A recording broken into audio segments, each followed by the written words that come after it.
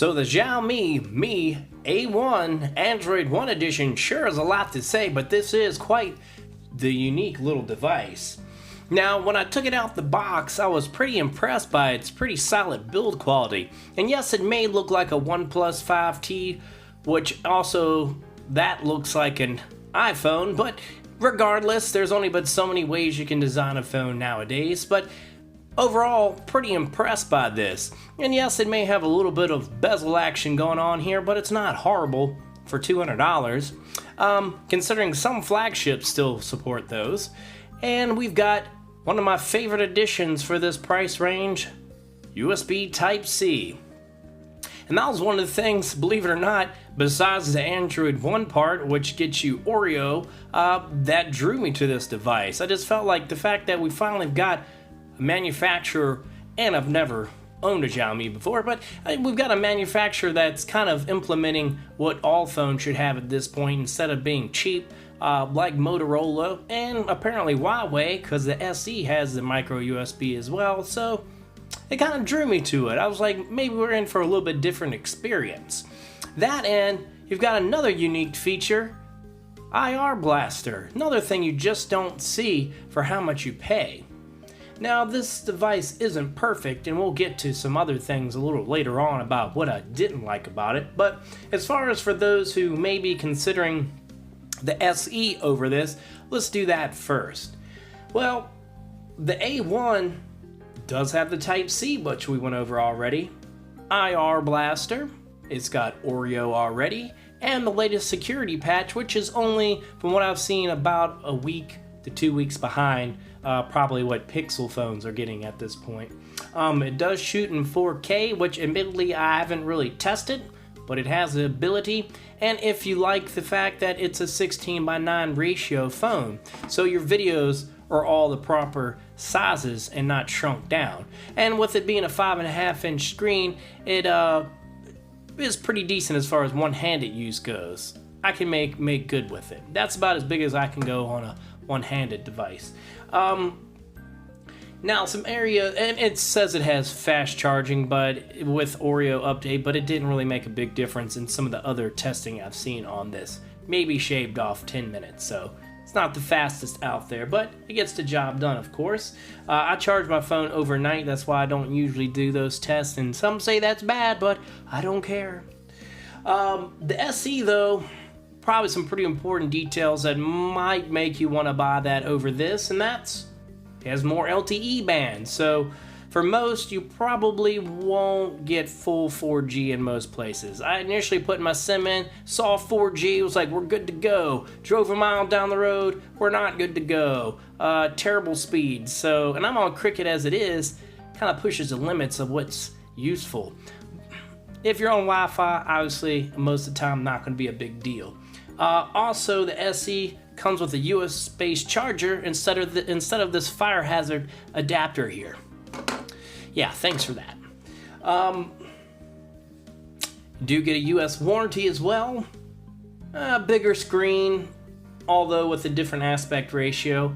A bigger battery by about 260 milliamps or so, so you might get a little bit more usage out of it. Half hour, maybe an hour, but the battery life has been good on this. At least over 6 hours screen on time. I didn't log it as much as I thought I would have, but I do know I had no problems making it through the day on this device. You do get a better screen to body ratio, so your phone does look a little bit slimmer and not as budget, so to speak, but you've got that Huawei skin on top of it, which I'm sure will slow down that lower grade processor, which they both have a low grade processor, obviously, for the money. Not that they're bad, but I just feel like it's probably going to be slowed down a bit by that, whereas this one breezes through most anything, no problem, since it's an Android One phone. So they've got pure Android experience, other than the little addition of the IR Blaster, and there might be a couple of little small things in there, but nothing big to hinder your experience.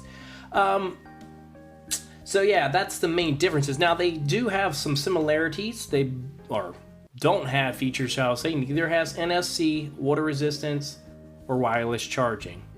But did you really expect that for how much you pay? However, they do both have dual SIM with the hybrid slot for micro SD cards, which is nice. 4 gigs of RAM and 64 gigs of storage, and single downfiring speakers. So that is actually pretty decent. I was pretty impressed by that. Sounds a little hollow, but I think it actually sounded better than the Essential phone, in my opinion, which was a little more tinny. I'll take a little hollow over tinny any day. Now, as far as my experience so far, like I said, battery life has been good on this. The screen itself, very sharp, although a little bit on the dim side. Usually have to have it at least 50% or more. It just happens to be a nudge over. I don't know why. But if it's lower than that, it just makes it seem... it's just too hard to see for me. Not that you can't see anything, but it looks like it's on night mode or whatever, you know, where it dims everything down. But so I do have to typically, normally my phone's around 30%, give or take. This is at least 50 or more, but outdoor visibility was just fine. So with that said, you've got no worries there. So I just had to crank it up a little bit more than normal. The vibrate motor, and that's actually pretty important. I never usually mention that, and I keep kicking myself for that because it's important to me. It's actually pretty decent on this because I never have my ringer on just because of work, and I don't want people even putting on Do Not Disturb at night, whatever it may be. I just don't have it on at all. So when I'm talking to customers, I don't want, you know, the Back to the Future soundtrack going off or maybe the Mario theme. So vibrate motor, very important. Actually pretty decent. I want to say the worst one I've had so far, especially in a higher end phone, was probably the Honor 8, which is terrible. I already talked about this, the speaker. Like I said, that was pretty good on there. As far as and everything's fluid. I did have one issue. I guess we're starting to get into the gripe section of things. Like I said, everything's smooth. And it's getting the updates. It is on 8.0, not 8.1 though. Hopefully we'll get that soon. But I'm pretty sure the SE is on Nougat. So that is that. But yeah, overall I'm pretty impressed by the experience and speed of this for the cost of it. The camera app froze on me. I actually had to cut the phone off to fix it. I actually was trying to focus. I think I was taking a picture of the dog because that's the only thing I really have to take a picture of, and it just wouldn't get past it. It was stuck completely on that, so I had to shut it down. Also, HDR, I gotta remember buttons on the wrong side, cuts off whenever you shut the phone or shut the program out, the camera app. So keep that in mind. And that actually takes me into, well, we'll get to that. So there's no tap to wake, raise the wake. Does have a notification light though, if that's your thing. Now I've just gotten used to being on a tap and check to see what the message is. So kind of bad it doesn't have that for me, but I can get over that. The biggest thing, and I thought I was gonna like this at first, that I do not, despite it adding real estate, are these capacitive keys. They are so dim. And yes, they go out so fast. It's right at 3 seconds. You can tap and they come back on, but they are very poorly lit. There's no adjustment for brightness, for length of time, for nothing. And they're on the wrong side. For me, I'm trying to get over that, because I really like this phone. And I kind of want to get the SE just to compare them. But that just kills me.